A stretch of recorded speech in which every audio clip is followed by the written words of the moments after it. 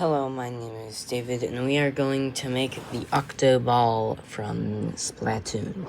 So, first we are going to make a tinfoil base, which is just taking the tinfoil and rolling it into a ball. And then I take half of it and cover it in red clay, and the other half in tan. Then I create its little only indicator that it is a tentacle, which is just like a teardrop shape of tan and red stuck together, placed on top and blended in.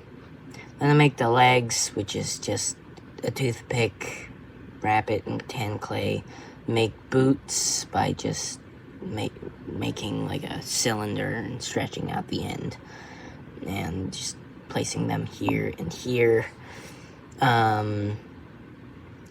For the back thingy, whatever this, I don't know what it's called.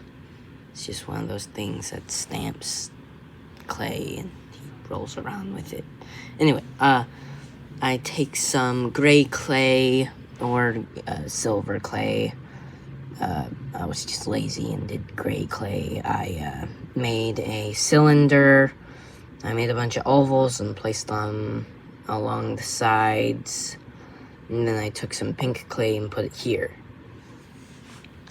Then I took a green ball of clay, I pushed it down. I took a much smaller blue piece of clay, I flattened it onto it, along with some black. Then I took a long snake of clay that is pink, wrapped it around the eye-shaped thing. I took another oval of clay that is longer. I indented a little frown and placed it below the eye. And I put this on.